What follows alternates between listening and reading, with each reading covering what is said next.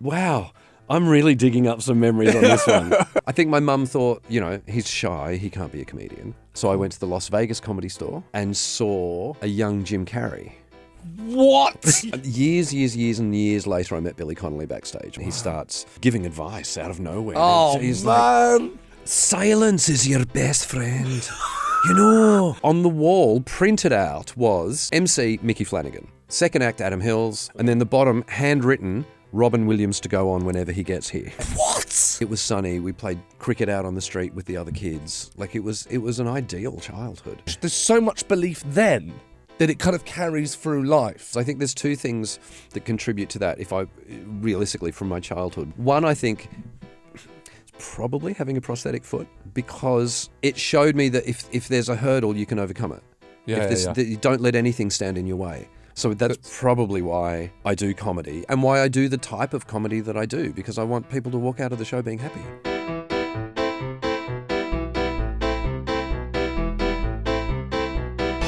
This week on Class Clown, we're joined by one of the most respected and loved figures in comedy, an international stand-up, award-winning broadcaster and the face of The Last Leg. He's spent decades making people laugh while changing the conversation around disability and inclusivity.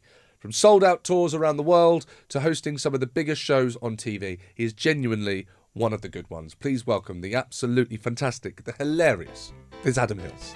So let's go, Adam, thank you for joining me. Pleasure. But looking forward to this. Let's just go back to when the cameras weren't on, and I said to you where the kind of origin of this podcast, where it come from. Yes. Which was that because I was a very naughty kid, I then wondered, was that a kind of gene? Was there a naughty gene that ended up kind of servicing you when you were a comedian, when you were older, or when you were in the arts or entertainment? Okay. And then, I realised, well, not everyone was naughty, and actually you could just broaden that idea out to, well, how did people's childhoods affect the performer or success they went on to be? And then you said, I've got an opinion on that, but then we weren't recording. Yes. So I held my opinion until we started recording. And I appreciate because that. I'm a professional. Yeah. Which actually may explain the point I was going to make. I was such a goody two-shoes. Yeah, okay. As a kid. Yeah. I was not naughty in any way, shape or form at school. I was always praised for being polite, always stuck to the rules. Very polite. But when it was my turn to be funny, I would be funny. If it was a speech to the class, if it was, do you know what? Right, if it was yeah. sanctioned, if it was sanctioned mischief, okay, then now I'll cut loose. Well, that's what comedy is. Yes. I suppose, or that's a nice way of describing a lot of stand-up and a lot of comedy is sanctioned mischief. Absolutely. Absolutely, that's what we do. Yeah. We don't break the law. We think we're edgy and all that kind of stuff. We don't go on stage and break laws. We don't trash people. We don't trash the venue. And actually, do you know what? It's funny you say that, but I think comedy is extremely civilised. When you actually look at what it is, look at the seating, the arrangements. Yes. There's a start time. The audience are generally, they're not heckling. And if they are, they will be kind of dealt with. Sometimes they might even be evicted. It's extremely civilised what we do. But it almost has to be for us to do what we do. Because if people just came in whenever they want, stood wherever they wanted, how are we going to kind of break any social norms on stage? Well, that's basically jonglers back in the day. If you have loads of stag do's in, I suppose that's why they're so difficult, because it's no longer civilised and you can't be the one that kind of breaks the... Yes, you can't be transgressive if the whole audience are throwing stuff at you. Yes, exactly. But I think, though, if you go back to the original idea of what a jester was, or certainly like a town clown or fool, they really riled people up.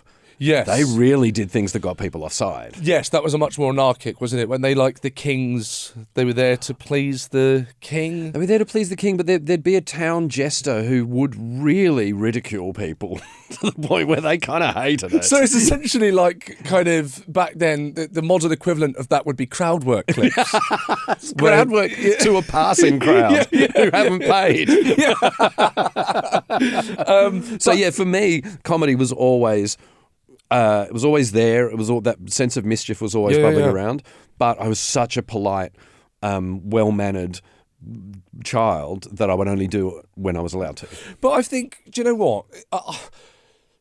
I think that's you can trace that in what you do and how we know you, as you know, as we know you today, Adam Hills. It's, you know, you're a good guy. You know, Right. I think, and you're such a lovable man on TV and on stage.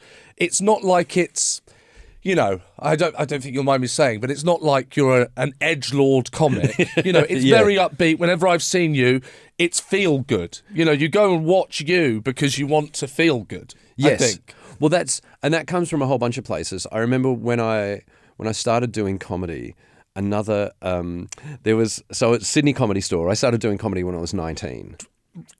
Please tell me the first gig, if you don't mind. Yes. First gig was my 19th birthday. So I'd been to the Comedy Store. I'd seen stand-up. I'd loved stand-up since I was a kid. It's like, so I was on a family holiday when I was maybe 8 or 10. Okay. And my dad worked for Qantas, so we got staff travel. Oh, lovely. So we got free trips, but we had to go standby. We could only go if there were spare seats on the plane. Yeah. So we went out of school holidays, and we would turn up at the airport and basically just hope. We'd find out ahead of time, okay, this flight's relatively empty, and we'd turn up at the airport and go, okay, let's hope there's not a last minute rush. Yeah. And it meant we weren't always seated together. So this particular flight, my brother and I were seated maybe 3 or 4 rows in front of my parents. And I listened to the in-flight comedy channel. And I'd listened to comedy at home, but I didn't know people listened to comedy out in like the real world. Yeah, it's funny, isn't it? The way that your kind of brain works as a child, you kind of don't even understand that like you say, that Yeah. other people would be listening to this on planes. Absolutely. Yeah. And it was like a 40-minute tape of various comedians. It was probably Bill Cosby, maybe Billy Connolly, stuff like that. Right. And then it would rewind and then it would play again. And so I must have listened to it 4, 5, 6 times over and over, listening to the rhythm. And I think that's the first time I fell in love with stand-up comedy. Wow. So I'd always loved it. Yeah. And then I'd seen it on TV and I thought, you know, I loved that idea of, oh man, I wish I could do that. But I had no idea how. I just knew it was a thing that existed. Yeah. And then a friend of mine that I was at university with had been to the Comedy Store on an open mic night. Right. I didn't know what that was. I was like, what? Of course. What? Yeah. Anyone can get... Sorry, what? Yeah. So then I found there was a step from where I was to getting there. Yes. And all I thought about, all I daydreamed about was what my routine was going to be. Oh, amazing. So you had there was no kind of qualms when you found out about this night. There wasn't a part of you that wasn't going to do that. You found out about this night and you thought, well, oh my God, this is where I get to do it. Yep, 100%. Wow. So I had done... Okay, that's amazing. When I was at school, I did public speaking, I did debating and stuff like that. Right. But That's interesting. but when I got to high school, first the end of year 7, there was a leaving ceremony for all of the year 12s. And the vice captain of the school got up and gave a funny speech basically roasting the teachers. And I spent the next 6 years wanting to do that speech. Right. I was devastated when I wasn't voted vice captain of the school because it meant I wouldn't get to do the speech. Yeah. But the guy who was voted vice captain was a very sporty guy. And I kind of went up to him at one point and said, how you feeling about doing the speech at the end of the year? And he went, oh, mate, I don't want to do the speech. I was like, really? And he went, I can't do public speaking. You do public speaking. Do you want to do it? And I went, yes. Yeah, sorry. Yeah. I mean, hang on a second. You psyched him out. You basically went and psyched him out and got his gig. It's unbelievable. I'm staying away from you in the green room. You go, they don't look like a good crowd. I don't know. You sure about this, Walshy? I don't know. How do you feel about doing more seasons of this podcast? You good with it? Because it can drag a little bit after a while. Right, okay. So and how did that go? So you go and do that. How many people are in? Let's, draw it for us. Oh, wow. I mean, in the school, there's probably, I'd say 300-400 people, probably, maybe even more. It's parents. a big gig. I know my mum was there. I still vaguely remember some of the jokes I made about the teachers. No. Like there was a library teacher who was incredibly strict. And I made the joke about that on the final day of the year, all of the year 12s thought it would be really funny to put barbed wire out the front of the library. And I said, unfortunately, no one actually noticed the difference between that and any other day. Like, there were jokes. There were actual jokes. Yeah. And at the end of it, I know my mum told me that her sister was sitting next to her and turned to her and went, he should be a comedian. Wow. And my mum was like, no way is he going to be a comedian. So it was always Why did she say that, do you think? I think because I just had the delivery, I think. No. Why did your mum? Why did my mum? Not Oh my God. kind of not see that? Were you kind of one kid at home and a different kid at school, or did you kind of keep this idea of wanting to perform to yourself, and then it was a surprise to them? I think she said I was.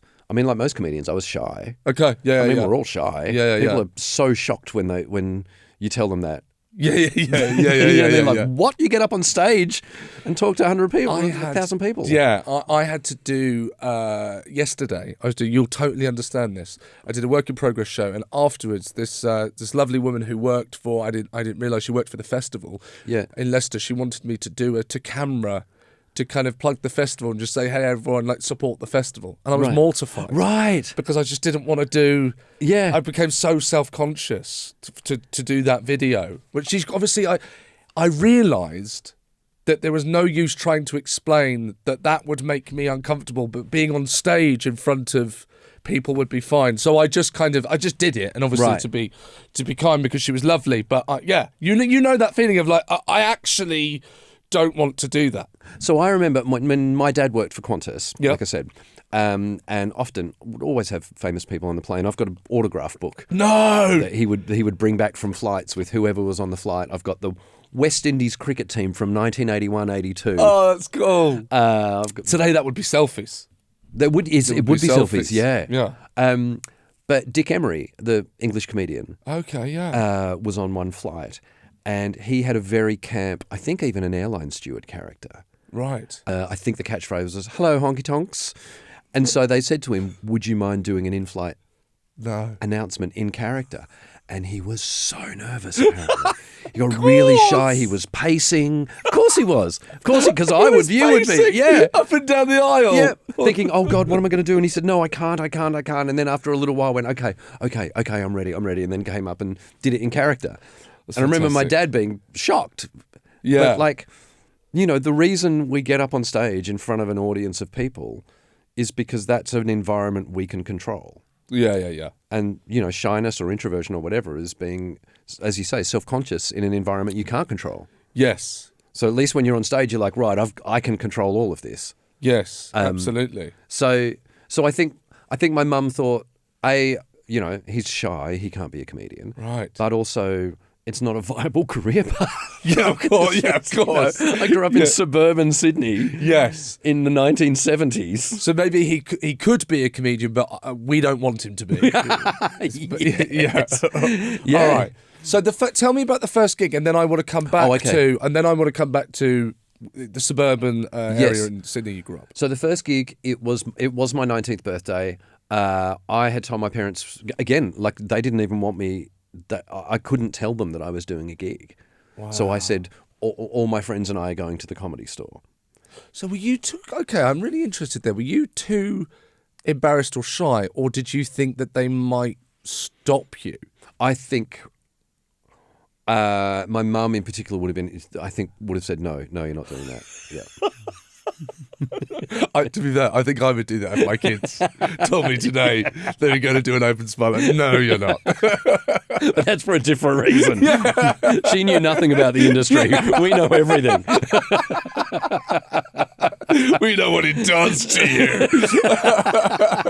But so I didn't tell her. She started to suspect. 'Cause a whole bunch of friends were calling up saying, "Is Adam still going to the Comedy Store this Wednesday? Is it his birthday thing?"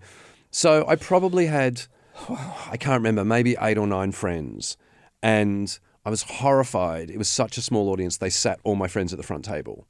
Oh, no. I mean, mate, you wouldn't even do that today.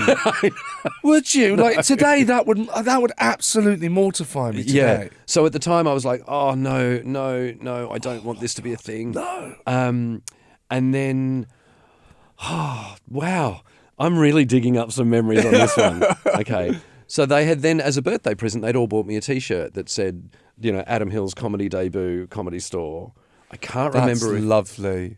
I don't think I wore it on stage because I thought that's a bit too much. Yeah. But it was on the table, which meant the MC noticed it and started talking about it. Oh, God. And so he was like, oh, one of your friends is here and he's going to do a spot. Okay, right. And this is at the Comedy Store. So is this an open mic night, or are you doing the open spot on like a pro bill? How did No, open mic night. Open mic night. yeah, So okay. Wednesday nights in Sydney Comedy Store was open mic night. And did you have to call? I'm sorry, I'm really interested in the detail because obviously it's just a different time as well. Imagine how differently it works. Even I wouldn't know how it works now. Do you, Yeah, you're yeah. emailing? Do you have to send in a tape? Like what? So do you call ahead? You can put your name down. That's Can you remember? really interesting. I don't remember. Yeah, I'm not surprised. I remember after that, you would just turn up on a Wednesday night. I mean, when I started, Yeah. there were 10 spots, 10 open mic spots. 10 open, yeah. And often they wouldn't be filled. They wouldn't be filled. No, you would just turn up and there'd be maybe 5 of you and you'd just go on and do your 5 minutes. And then, after a while, after maybe 3-4 years, I remember turning up and someone going, "Oh no, we're full, you can't get on." I was like, "What? Yeah. What? That's never happened before." Yeah, I don't know if it's the same in the UK now, but in America, and I haven't been in a few years, but in LA, there's a queue that goes around the block, and it's not the audience; it's people hoping to get on. Yeah. That's mad. That's mad. And like, I think it's also worth remembering that when I started doing comedy in 1989 even, which is not that long ago, it's quite long. I mean, you're getting through some decades. Yeah, there. yeah. Comedy in Sydney in particular and in Australia, it wasn't a viable career path. There weren't. It's not like now where literally you have podcasts, you have comedians hosting TV shows, radio shows, all that kind of stuff. Absolutely. It just wasn't a thing. There's no circuit. I mean, Australia's such a big country. Yeah. That there's still, even now, there's not really a touring circuit. Yeah, that's what I hear. such. Yeah. So it just. No, it wasn't a thing, and not everyone wanted to do it. And also, at the age of 19, there was another 19-year-old, but everyone was well into their 20s. Like, it wasn't, there's loads of young people doing comedy now. Yeah, absolutely. Yeah. Not back then. So Okay. So that kind of stood out. That you stood out almost for your age. I did as well. All right. So that, and I'll get to that because Yeah. So then that first gig, I get up on stage. All of my friends are in the front. I do a whole bunch of old jokes that are quite blue. Can you remember this? I can remember some of my first 5, not verbatim, but I can know what I spoke about. Do you? I hate to put you on the spot, but can you remember anything from that first set? Or did you go up and do jokes? Don't make me do it. Yeah, can you get up now, please? Don't make me do it. It's so bad. Go on. Give us something. Oh, Give us a taste of an unlearned Adam Hills. Embarrassed to tell you how I finished the set. You finished the set. It was all sex jokes. That's honestly fine. We can can't- forgive you for that. It was all sex jokes. And then a friend of mine had sung, "Oh, you lost that loving feeling," but it was like, oh, I can't believe I'm going to do this. It was like, "You never close your thighs anymore when I kiss your lips." That's all I can remember of it. It was awful. It was awful. You sang at the end. I sang at the end. I mean, anyone who watches The Last Leg won't be surprised by that. But I was just going to say, it's like that. Hang on. That sounds like something you would do today. it was, and 2 things, and this is probably, I mean, you have to have a shit gig early as a comedian to test whether or not you really want to do it. Yeah, absolutely. But I remember finishing the gig, walking off stage, and the MC walking back out and said, "Adam Hills, everyone. Isn't it funny that the guys that talk about it the most do it the least?" Oh, wow. He gets a round of applause. Oh, wow. So that's the first lesson. Okay. Oh, wow. You've just learned a very important lesson then. And then on the way out with my mates, I heard the MC say to the person next to him, overheard him say, "I mean, he was all right, but I'd like to see what he does when he doesn't have friends in the audience." Right. And so, God. Yeah. And so I was like, right, I'm going to go back and do it again without friends in the audience. Yeah. But that was... By the way, all right for your first gig is not bad. As a review, all right. All for your right. first ever time on stage as a stand-up, I think all right is not, I'm sure there are worse debuts. It was okay. I will say that. But here's the thing. That was uni holidays. All right. My mum wouldn't let me do comedy during the week if I had uni the next day. So I had to wait for the next holidays to come round. So this is July. Yeah. The next holidays come round September, uni holidays, but we go on a family holiday to the States. At which time we were in Las Vegas. So I went to the Las Vegas Comedy Store.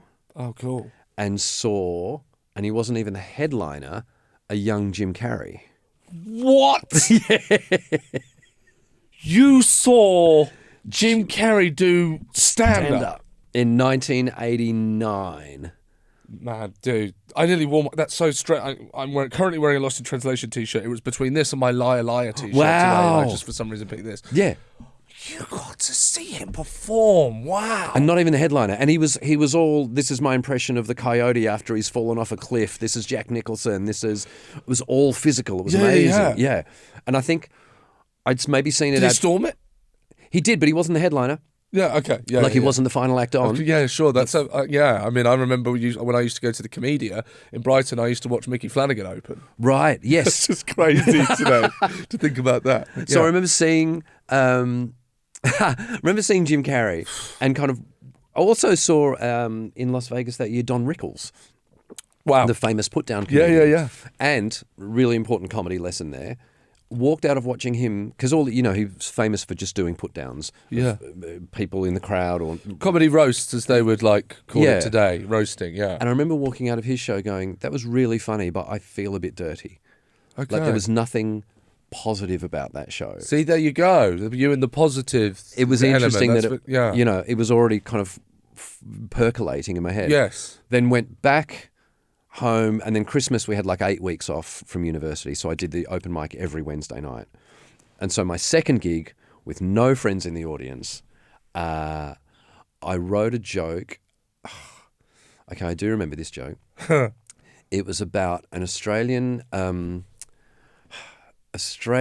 rugby league coach and media personality who'd been caught in a compromising position in a London toilet. Okay. And so the joke was something about he's coaching rugby league. He can't coach Aussie rules because he only knows how to score behinds. Okay. Behind being a technical term. It was a gay joke. Yeah. It's your second gig, It's my second gig. Come on. The joke got a round of applause. Like it was my opening joke, got a round of applause. Yeah. And then some guy... Topical. Yeah, right? You've done well. Some guy in the crowd went, "Mate, that joke's 14 years old." Like straight away heckled me. Oh, right. And well, as far as I knew, I had written that joke. And I looked at him, and I still to this day am impressed that I came out with this. I went, "What a coincidence, so's your girlfriend." Right. Another round of applause, and I'm like, "Oh shit, here we go." Yeah. And then he went me, and I folded. I had nothing. He just started heckling. Okay. And I was like, it was a second ever gig. Yeah. And I was like, well, that turned quickly. Like round of applause, Yeah. and then I died. I absolutely died after that. So this is your first death. First death. Second gig, first death. After 2 rounds of applause, no one saw that coming. When they're clapping, this guy's amazing, and then the plane just okay. So then, and I remember one of the comedians afterwards said, "You're really good, but you got him too well too early." What a lesson. Yeah. He said, wow, what a you should lesson. have done is wait for the audience to turn against him, then put him in his place, and then they're all on your side. I love that. I was like, wow, it is a good lesson. And so then I've got 2 gigs under my belt. Mm-hmm. The first one was okay, but all my mates were there. The second one, I died. And then I remember going to a party with a group of friends and just, when you have one of those parties where you're just on fire? No. But not at all. Well, to be honest, probably what it was. Okay, when you've had a terrible gig, so the next one, yes. you rip it. Right. Yes, I do. Yes, I think we, as comedians, we all know that feeling. Yes. Of the best gig comes after the worst. Yeah. Absolutely. Yeah. So I think that's what happened. I think I was... And also vice versa, by the way. Yeah, 100%. You've had the greatest gig of your life and you think this is it, and then absolutely sink the next one. Yeah, you can never rest on your laurels. That's why we're always constantly... The next joke can die. Well, yeah, totally. Like that second gig proved. You can get 2 rounds of applause and then get booed off. Precisely. So you've died, you're going into the third gig. Yeah, but I went to... I was hanging out with friends and something in me just clicked, and I was riffing and I was getting laughs at this party, and I was like, no, I know I can do this. I know it's in there. Okay. I'm sure I can do this. And so then I just went back every Wednesday and to the open mic night, and funnily enough, wow. So another big turning point then came. You could film yourself at the Comedy Store in those days. You take in a tape, Was that normal? That seems quite ahead of its time. Was the Comedy Store in the UK doing that? No, I don't think so at that time. No. Wow. We just had a little video, and you could take in a tape and put it in backstage and record yourself, and then take your video home. That's very cool. And so after a few gigs, I brought this video home to watch. And my mum was like, "Oh, we'll have a watch." And I was like, "Oh, do you know, it'd be lovely." And I was like, "I can't be in the room when you watch this." No. And so she puts it on and shows my dad, and I heard him just storm out, just going, "Well, that's not even comedy. It's just filth. It's just filth." And I was like, "Oh, fuck you." So I was right, I'm writing a routine around you. And so then I wrote a bit about this. Sorry, I just want to pause you there, because I'm interested. That filth. Yeah. Was that your imagination though at this point, or were you still going up with things that I don't know you'd seen or heard, or were you thinking, oh, this might be funny? At that point, you're guessing. You're so early in. And you're attracted to filth. I think I was doing what I thought comedians do. Right, and you're making a very common mistake. Yes. Right. Yeah. And so then I came up with a routine about what it's like being dropped at school by your parents, and how annoying it is, because, I'd get the bus to school, and then every now and then there'd be like a rainy day or something, and one of my parents would be like, "Oh, one of us will drive you to school today," which meant you had to get out of the car in front of all your mates. Yes, yeah. And you couldn't look cool, and then you get 1 foot out of the car, and you'd hear the words, "What about my kiss goodbye?" And you're like, "Oh no, come on the cheek." And you're like, "Oh." And so then my bit was, this one day I was like, right, I've had enough of this. I'm putting a stop to it. So I stuck the tongue in. Great. And it was the last time Dad ever dropped me to school. Perfect. That was wonderful. That was the first bit that I wrote that was me, and wasn't what I thought other comedians. Yeah. What other comedians do. Yeah. And it worked. You could feel it straight away. And I remember there's some older comedians around at the time went, "That's it. That's what you should do." Oh, that's great. You're 19. You're living at home with your parents. Talk about that. That's what's going to make you different. Could you remember? I know this is going to be difficult to kind of arc your mind back that far to try and get into your own psyche, but could you remember what it was about that routine that a young Adam Hills thought, this will work? What was it about that idea that attracted you to it? Because look, there's an infinite amount of things that any of us can talk about on stage at any point. Yeah. You decide, but it's this one. It's them dropping me off at school. This is the routine I'm going to say. So I ask you, why that one? Of all the millions of things you could have said. That's a really good point. Is it something you felt I'm trying to help here almost, like, is it something that you, when you're in that moment, you feel self-conscious and you think perhaps maybe everyone else is feeling like this? Maybe if I express that.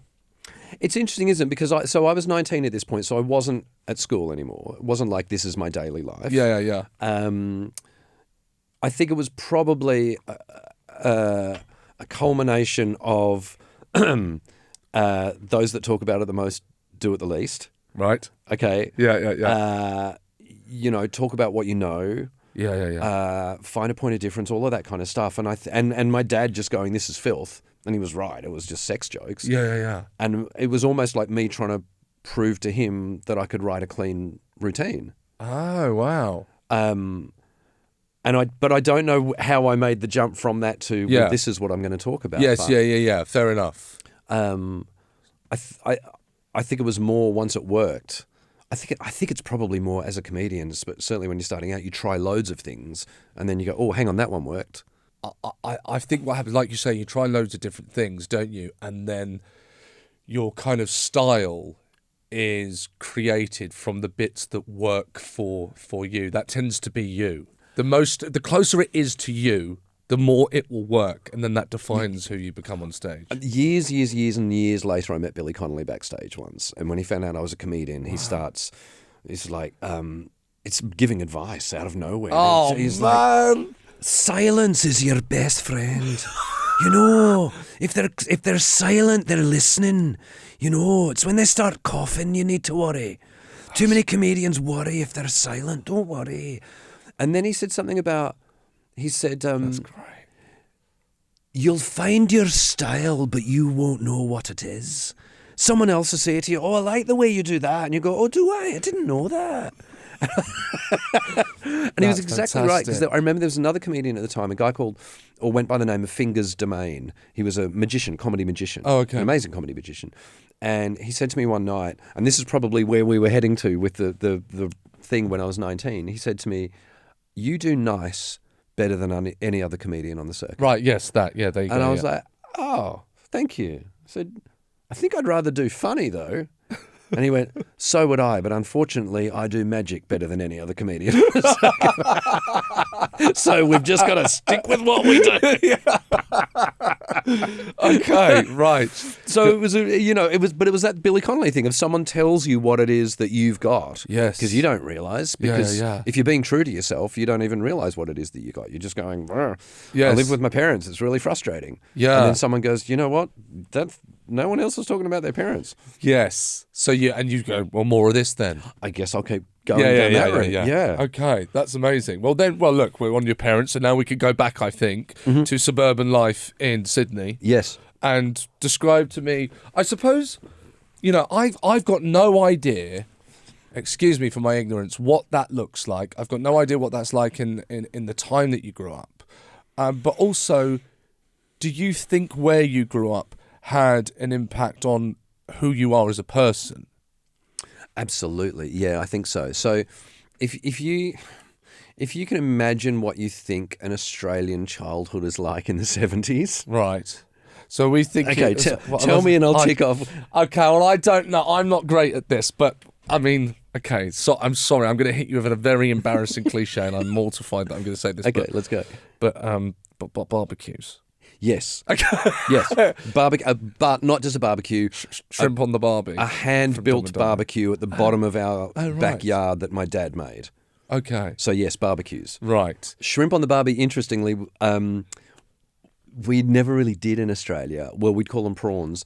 We don't call them shrimp. But Paul Hogan said shrimp on the barbie because it was for an advertising campaign for America. Ah! And they say shrimp.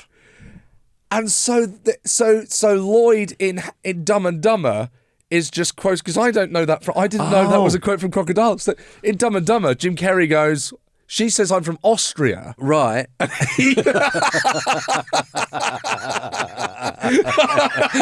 And he goes, "Oh, well then. Good eye, mate." What about another shrimp on the barbie? And so he's Lloyd in Dumb and Dumber is actually quoting Paul Hogan from those ads. That's what must that. Yeah. So there was a tourism campaign. I love that we found that out together on this. That's great. And this is Paul Hogan's genius. His campaign. He said, "Well, let's not talk about everything that everyone knows about Australia, the beaches and Uluru and all that. Let's talk about the people." So he was like, "G'day, come to Australia. The people will look after you. We'll even throw a shrimp on the barbie." And he got so much criticism in Australia because Australians were saying, "We don't call them shrimp." And his response was, "It's not for you. This ad is not for you. This ad is for American people." Yeah. So, I mean, we'd had prawns on the barbie. Okay, so prawns on the barbie. So yes, go on. What other cliches? And well, obviously it's extremely sunny. Oh, Extremely sunny. You're not. There's no boomerang. There's no boomerang. Sorry, I've hit you with one that there wasn't. You weren't playing with a boomerang. We weren't. No, but funnily enough, my uncle, so my mum's brother, taught Aboriginal student teachers in the Northern Territory of Australia. And there were a couple, but one in particular that used to come and stay with us, a guy called Tom. And he brought us a boomerang and a didgeridoo. Okay, yeah. That we had in the rumpus room. Right, okay. And we had until, I think Mum still got the didgeridoo there, actually. He brought it as a present. And coincidentally enough, he then went on to form a band in Australia called Yothu Yindi that had a #1 hit. And then he became Australian of the Year. And it's still played on radio now. But, so yes, we had a barbecue in the back garden, in the backyard. We had a boomerang and a didgeridoo you did in the rumpus room. Right, okay. And your dad's got the beers on the go. Nice cold beers. In the rumpus room, there was a bar in the corner of the rumpus room with a fridge with beers in it. Yeah. Adam, what are you doing in this country? Why are you here? It's mind-boggling. Okay, so there's no beaches. Is Sydney on the beach? No. We were a little bit inland from the beach. We were about 15, 20 minutes from Cronulla Beach. Okay. but we had bushland right behind. So where our house and where my mum still lives goes straight into bushland behind the house. So there'd be snakes in the backyard. Every now and spiders. Yep. So are you not afraid of spiders? I hate them. Yeah, you can grow up in Australia and still hate them. Oh, okay. We just all assume, I think, over here that you're all immune to them and they're like your friends and you invite them to the barbecue. Oh, my God. I mean, you get used to them now. If you see a big spider, it's the little ones you need to worry about in Australia. Right. The big ones actually aren't poisonous. Oh, okay. So if you see a big one, they're the ones that everyone goes, oh, my God. Yeah, There's a massive... That's what I would do. It's even called a huntsman. Yes. That's the one where you go, oh, I've got this. I'll put a glass over him and slide some paper underneath and take him outside. It's the little ones with a little black one with a red mark on its back where you go, oh, I'm killing that instantly. Okay. Right. But no, we would, if you left your shoes outside, then you went out in the morning and you knocked your shoes on the ground to make sure there wasn't a spider in it. All right. No, I see why you live here now. Yeah, that makes sense. But I think, it's hard to be. That also explains my style of comedy, I think, because you can't be cynical when you're growing up with that childhood. We had a swimming pool in the backyard. It was sunny. We played cricket out on the street with the other kids. It was an ideal childhood. Yeah. So, if anything, and it was a childhood where we listened to a lot of comedy and we watched comedy and we bonded over comedy, whether it was Benny Hill or Bill Cosby. We'd go down the coast to my grandparents' place. We'd listen to comedy albums in the car. That's what or comedy cassette. Okay. And we is, who is in we? So my mum, siblings? Dad and my brother and myself. So older, younger? Younger, 3 years younger, or 2.5. So for me, I would say me doing comedy is probably an attempt to recapture that happiness from my childhood. Right. Because it's what bonded us all as a family. We'd sit around and watch the Two Ronnies, or like I said, Benny Hill or Dick Emery. Yeah. It was just what brought our family together, and it was when I was at my happiest as a kid. Oh, that's beautiful. So that's probably why I do comedy and why I do the type of comedy that I do, because I want people to walk out of the show being happy. That's it. It's happiness, because anyone, anyone's, you can watch, great comedians, but it's not necessarily a happy film. You might really be laughing. Yes. But it's not, the kind of emotion that's not being put across is happiness. And you very much get that when you watch it. And see, that's why I love doing this, because that makes a lot of sense. If that's your life and you trying to capture that, and that moment of you and the family watching comedy, did the fact that it was British comedy have any say in what you... I mean, you mentioned Cosby as well, so there's American, but I probably wouldn't know the Australians, forgive me, but you got an influence of UK, British and American coming in. Yeah. For me, I'll tell you what's interesting about that, to me, is you've got the kind of... the world in which the way you see it, Australia, you're growing up in Australia as a young boy. So this is the kind of ingredients of which you're going to use to make your stand-up with. Yeah. But you've grown to learn stand-up through different nations doing it that have their own individual styles anyway. British is quite different from American. Yes, yeah. So does that mean, and you probably wouldn't know it, and I necessarily wouldn't know it, there's a British and American influence in what you do. Actually, even though you're Australian, your style is British. Absolutely. And I think we got a lot of that in Australia that you don't have here as much, is the American influence. So as well as all those TV shows that I would watch with my parents, I mean, Bugs Bunny cartoons. Oh, the best. Amazing. I'm so enjoying putting that on now for my daughter. Oh, really? Yes. Yeah. It's great. And even as your kids get older, you can still watch it because it's quite surreal and intelligent. Yeah. So all that was the other thing, because my dad worked for Qantas. He'd be away for 2 weeks and then he'd be home for 10 days. But he'd be home all day, every day. So I'd get home from school at 3:30 and Dad's there, sitting on the couch, and we'd watch Bugs Bunny cartoons together. Okay. So there was that. There was MASH, the TV show MASH. I never saw MASH. It's terrible that I've not seen MASH. I was talking to someone about this the other day. Still, I think, possibly the greatest sitcom of all time. For so many... That's a whole other podcast episode. Yeah. Absolutely, yeah. So there was a big American influence, I think. And then I guess when I started doing stand-up, there was Robin Williams was a big influence as well. I found him. What age is that? Can you remember when you first saw Robin Williams do it? You probably met him as well, have you? I did eventually, very, very briefly, Unbelievable. at a club called Ginglick in Shepherd's Bush.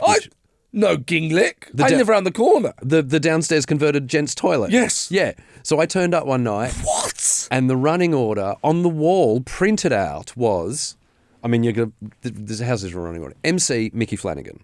Oh, for God's sake. First act, Lenny Henry. Wow. Because he was trying out some new material. Yeah. Second act, Adam Hills. Third act, Rob Rouse. And then at the Great bottom... comic. Great comic. Yeah, and then the bottom, handwritten, Robin Williams to go on whenever he gets here. Because he did Norton that night, I think. Okay. And then he was doing a charity for Prince Charles the next night. Right. He wanted to try the material out. So that's the level I want to get to. When will you be here? When I can. when I fancy it. So I did my entire set looking at the door thinking, is he here? Is he here? Has he turned up while I'm on stage? Oh, yeah. And I walked off stage and he had just arrived. And I didn't really know what to say. Rob Rouse started talking to him because Rob had done warm-ups for Norton. Okay. And kind of said, I was the guy that did warm-ups. And he went, oh, hey, Harry. And Rob said, I've got to tell you, man, you're the reason I do comedy. And I just put my hand up and went, me too. And he was like, thank you very much, gentlemen, thank you. And in the kind of like quiet but lovely way. But then right before he went on, Mickey had gone up to chat to the crowd.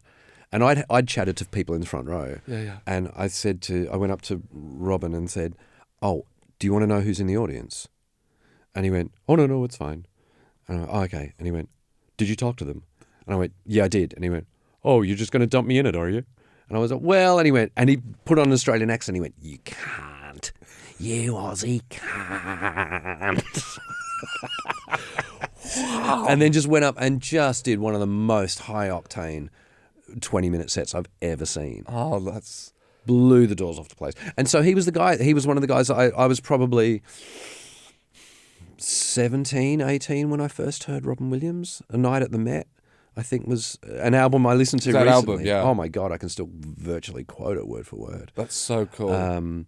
So there was a real mix of, for me, Bill Cosby's family friendly, I mean, who knew, but his family friendly, talk about his kids, talk about his dad, his grandfather, whatever. Robin Williams improvising, like he would just go off. And then kind of Billy Connolly's conversational, hello, like just looked like a guy who just wandered on stage and started having a chat. I think those three probably coalesced for me. That's so interesting. I'm fascinated by that. Thank you for sharing that, because it's not often I think you hear people talk about. Oh, really? Right. Yeah, I don't think so. About the inspirations and the kind of impact that the stand-up comedians themselves had on comedy. I think because in music that's quite common. Musicians say, we listen to this, I listen to this. Right. But if you think about it, comedians don't often say, well, because I grew up listening to him and watching him, they had a big influence on me. And specifically, I mean, everyone says they had an influence on me in terms of that's why I got into it. Right. But you don't often hear people say they had an influence on what I do. Not I'm imitating them, but they just had an effect on what I do. And I think that's really interesting and so powerful when you think about it, if you don't mind me saying so, that there's something that you wanted to do from such a young age that you watch with your family. It's not a coincidence. I choose to believe it's not a coincidence that you then go and you end up meeting Robin Williams. Yes. You know, that's an amazing thing. Is there something about you when you were a kid that meant that you would go on to meet your hero? Yeah, totally. Do you know what I mean? Because it's when you actually think about it, it's incredible. You're a kid, you listen to Robin Williams, he's your hero. Yeah. You want to do that, but something in you, there's like a belief there's something that has meant that you have got to meet him. And if you look back and you think, well, actually, okay, what that is. Well, and further to that, like I'll add to that as well, not just Robin Williams, Billy Connolly. Yeah, oh, absolutely. So all of them on top of that. But if I've told the Connolly story before, but because I want to make this makes the point even more. Don't if you're worry, okay with the it. retell, it's all Okay. really interesting. I've not heard it. So when I first started doing comedy, I was still doing open mic nights. I went to see Billy Connolly at the Sydney Opera House, and he was standing out. I literally turn up, and he's standing out the front looking in the gift shop. I'm like, amazing. That's just Billy Connolly. Like, he's obviously gone for a walk around the harbour and just. And so I wandered over and said, "Oh, Mr. Connolly, I'm coming to see you tonight." "Oh, hello." I said, can I ask, do you get nervous?" And he went, "Oh, not so much nervous as anxious, I just want to do it, Love that separation. And then this other comedian came up who was doing a show in like the studio part of the Opera House. Stage name Pat McGroin. I remember him. And he was like, "Oh, g'day, Adam. You here to see us?" And I went, "No, I'm here to see Billy Connolly." And he was like, "Oh, Jesus. Oh, g'day, I'm Pat. We're doing a show downstairs. Feel free to come along." And Connolly was like, "Oh, no, I can't watch comedy. I accidentally steal." Said, "I find myself..."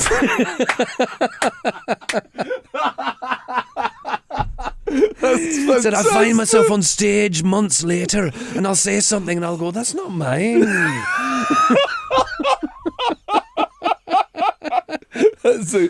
But then how's this? He then said, and Pat said, "Oh, well, I mean, I was going to come to your show and steal all your stuff," as a joke. And Connolly went, "Oh, if you see something you like, take it. It's yours." There was not even... So that was a... That's so good. So that was the first time I met him. And then I ended up working in radio in Adelaide. Yeah. And the radio station was sponsoring his gig, and people got a chance to, if you won a competition, you got to go backstage and meet him. And the boss of the station, knowing I loved comedy and Connolly, said, "You can take them." So I took these people backstage. His manager comes out and says, "Don't tell Billy they've won a competition, because then he just feels like a piece of meat." Yes. So this is just... That is a great He'll shout. just come out and... So he's chatting to people, and of course they all go quiet. No one says anything. And the guy says, "Oh, this is Adam from the radio station." And he went, "Oh, you've been a big supporter, thank you. Do you enjoy doing radio?" And I went, "Well, yeah, I'm actually a stand-up." And that's when he went, "Oh, did you like my show?" And I was like, "Oh, it was amazing. And I'll tell you this, it gets easier as you go along." And he's like giving me all this advice. And then at the end, we did photos with everyone. And I remember... It was when you had to wait for the flash to warm up before you took a flash photo. Oh, yeah. Yeah. I forgot. And he put his arm around me and we're waiting for a photo and we went, "Oh, Christ, the amount of time in your life you'll spend waiting for an audience member's flash to warm up." I mean, he did not see technology coming.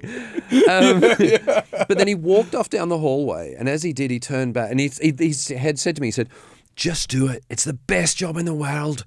There should be more comedians and less soldiers, Just do it." Yeah. And as he walked down the hallway, he said goodbye to everyone. He stopped and he turned back and he raised a fist and looked at me and went, "Just do it." Oh, that's great. I walked off again. So then the next time I saw him, Oh, for sake. I was at the Comedy Store in London, and he just happened to pop in during the interval to watch the show. Decided he would steal everyone's material. Yeah. And so word had got out. Dara O'Brien had been on in the first half. He was gutted that he missed Connolly because he had to go off and do another gig. Yeah. Mickey Flanagan was on that night. I was the last act on. Mandy Muden, Sean Mio was comparing. And so I finished the show by telling the story that I just told you of him saying, "Just do it, just do it." And I said, "He's here in the audience tonight. Billy, I just want to say I did it and I'm here because of you. Thank you so much." They all give him a round of applause, I've standing just got ovation. goosebumps. He comes backstage and goes, "You did it!" Gives me a hug. "Oh, Christ!" But then goes around the room to everyone. Like, "Mandy, you're going to be a star." And then Mickey Flanagan, "Oh, that routine you did about the thing made my heart sing." Like, he was just... Oh, wow. To everyone, he was just giving out compliments left, right and centre. And then the very end of the night, I went out, I got a call from my girlfriend at the time who was in Australia, so I went out to take it on the stairs. And as I did, he walked past and he went, "All right, I'll see you later." And I'd said to him backstage, "Oh, I've got to go and meet a friend of mine was performing in Rent across the road." So I'm on the phone and he's like, "See you, great to meet you." And I was like, "All right, can you say hi to my girlfriend?" And he's like, "Hello, who's this?" "It's Billy Connolly, I'm very busy." My friend from Rent walks in, Miguel, And so I give him a hug. Billy hands the phone back to me and then looks at him and goes, "Are you the guy in Rent? Congratulations!" And he's like, "What the fuck?" Billy then walks up the stairs, stands at the top of the stairs, makes another fist and goes, "You did it! We did it!" Beautiful. Okay, so then, a few years later, I was asked if I would tell that story in a documentary about Billy Connolly. The producer said, "We know you're influential, we'd love to get you on camera telling a story." And so I go in on the day and say, "Oh yeah, I'd love to tell it. How did you find out about that story?" And they said, "Oh, we interviewed Billy last week and he told us." Oh my God. What? That's what a surreal feeling for you. What an absolutely incredible feeling. To know that he's been there. And then a friend of mine, Kathy Lett, is very good friends with him, and years later gave me his email address, and I just dropped him a line to say, "I just wanted to say thank you. You've been like my hairy godfather all throughout my comedy career, and I just wanted to thank you." And I've still got it pinned to the top of my emails as his response. That's amazing. Which is like, your success makes me very happy, or something like that. And that's beautiful. So to answer your question, to go back to the 7-year-old me, he was going to meet Robin Williams backstage and kind of have Billy Connolly popping up throughout his career. Yes. I would say... Do you think you made that happen through sheer kind of will, through, often you hear now people talk about the universe. They ask the universe. Do you think there's anything in that? In your own words, do you think there's anything that... 100%. There was a magnet, 100%. I think if you do the right thing, if you do a good thing for the right reasons, then the universe will reward you. But I was never, like, it doesn't surprise me that it's all happened. Like that's cool. There's a part of me at probably 7 or 10 or whatever age that went, yeah, this could happen. See, I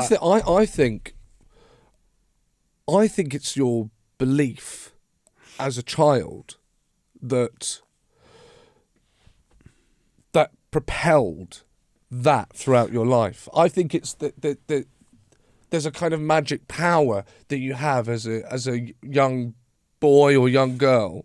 Yeah. That if you really want something, like when you're a kid, you wouldn't have questioned that you could do it. And I think there's something about that time in life, the energy then. There's so much belief then that it kind of carries through life. Well, and it's funny you say 7, because I think there's 2 things that contribute to that. If I realistically from my childhood, one I think is probably having a prosthetic foot, like because it showed me that if there's a hurdle, you can overcome it. You don't let anything stand in your way. If you want to play tennis, play tennis. If you want to do whatever.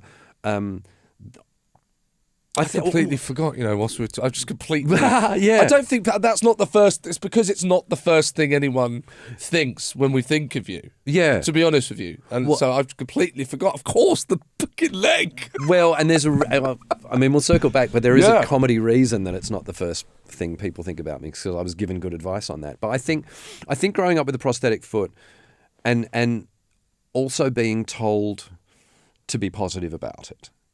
Like no one would accept, and my parents probably wouldn't accept me complaining about it. That's amazing. And I never did complain about it. And so I never used it as an excuse for anything. I just wanted to be like every other kid. So I think maybe, I might be wrong, but I think having a prosthetic foot gave me the impression that you shouldn't let anything stand in your way. But also, and this is probably a bigger influence, I had a serious head injury when I was 6. Oh, really? 3 days before my 7th birthday. Oh, right. Okay, I don't know about the head injury. Got the school bus, didn't turn up. We got on a different bus. I was worried, anxious, as an anxious kid, that it was going to take us to the wrong spot. So I got off early, ran out in front of the bus, was hit by a taxi. Oh, my Lord. Fell back on the road. I don't know about this. Split my head open, fractured my skull, and I remember being in bed for a few days because where the taxi hit me, I was kind of paralysed down my leg. No ill effects as far as we know, but I have talked to a few other comedy friends who have gone, yeah, I had a serious head injury when I was a kid as well. And I wonder whether because it can, sometimes a head injury can get rid of inhibitions. It can make you. Oh, wow. It can affect you a little bit. I just want to say now, I think this is very important. That is not Adam's advice to any viewers, to any listeners, that you can go out there and smash your head off a moving vehicle in a hope of achieving stardom. Don't think that's what you're saying. No, it's definitely not. I mean, comedy can feel like hitting your head against a brick wall sometimes. Correct. But if you keep at it for long enough, the brain damage will make you funny. I genuinely don't know, but I will say that's, I'd forgotten about the foot, and it just makes total and utter sense. And that sounds like that's something that was instilled in you from your parents, like you just said, not complaining about that and not using it as an excuse. And really, I suppose, that I don't want to say this for you. I mean, I think you could probably correct me here, but it's an obstacle that you've had to overcome. I think so. Yeah. I mean, look, I was talking to my mum recently because I've been playing disability tennis a lot recently, and she came up to me after my most recent match and she went, "I still remember the doctors telling me that you'd never walk and that you'd never run. And now look at you playing tennis." So even if that wasn't said to me, that was around when I was in my early months on the planet. There was a belief that, okay, that kid's not going to walk or run. And then that kid's going on to play tennis, so therefore that kid can, if he wants to, can meet Robin Williams. Do you know what I mean? I think you can. There are parallels there. I agree. No, I absolutely agree. I kind of, weirdly feel for people that don't have a disability, because you're like, oh no, it actually. It makes you a different person. It's a learning experience. There's a Tom Robbins book, where I'm pretty sure he says that the ancient Greeks used to come to, if they had an important life matter, they would ask a disabled person about it, because they thought that people with disabilities had a different perspective on life. Oh, that's very interesting. Which I find fascinating. And then, there's another book where he's kind of on crutches, but purposely, because he thinks it gives him a different perspective as well. But I mean, who knows? I've got nothing to compare it to. There's always the comic is the outsider. There's always that, people, it's almost a cliche. People talk about the comedian being an outsider and looking in. Yeah. And do you think that there's an element of that with the foot, and that perhaps putting you that on the outside? Absolutely. I always feel different. I'm always going to feel different. I'm always going to be different. But what was really interesting was that, and what I was going to say to you before was I didn't talk about my foot straight away on stage, but I knew it was there. And then early doors, I was emceeing. See, that's the other thing. I started emceeing really, really quickly, like at quite a young age. I was emceeing before I was 21. Great skill set to have. Well, again, because I was a goody two-shoes. I was responsible enough to there set the crowd up for the next act and to stick to time. And to ad-lib and to welcome everyone and to do the kind of formatics, right? We're going to have 2 acts and then a break. And most comedians at that time were just too irresponsible to do that. They'd go on and they'd do 40 minutes, forget to introduce the next act, forget their name.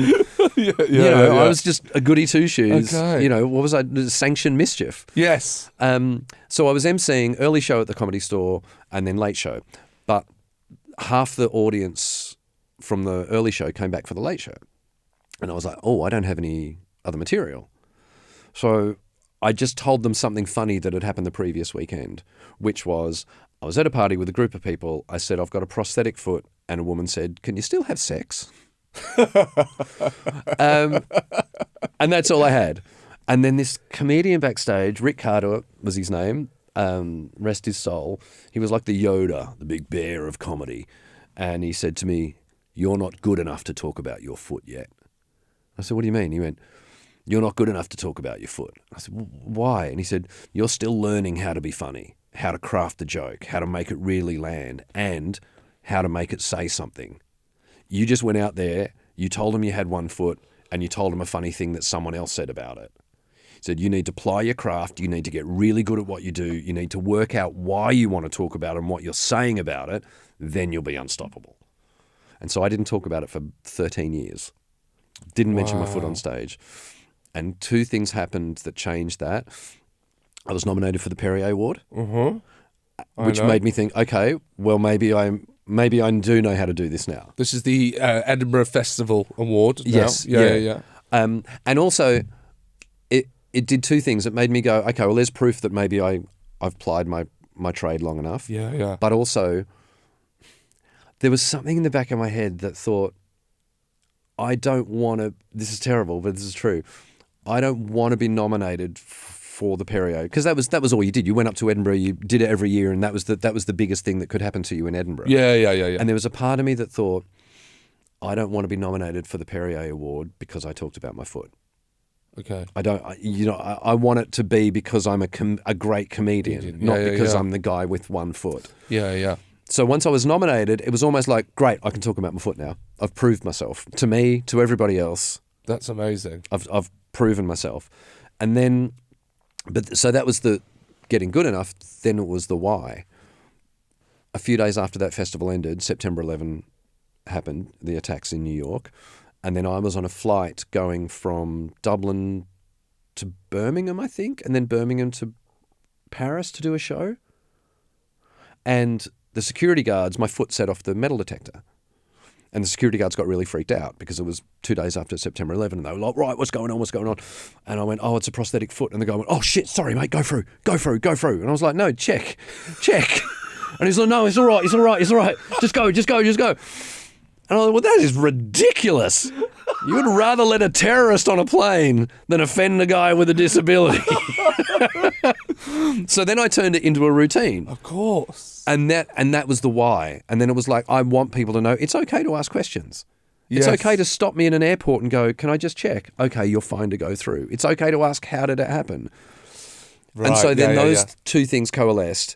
And also I remember having an agent when I was like 19 or 20 who said, if you talk about your foot now, you're going to be known as the one-legged comedian for the rest of your life, because that's how you'll become known. You need to become known as a comedian first, and then that can be a bit later. Do you know what?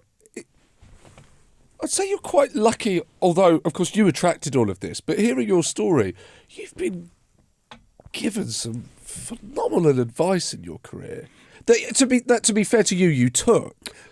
But that was a lot of amazing I listened. advice. Yeah, you listened. Yeah, I listened to everything that everyone said.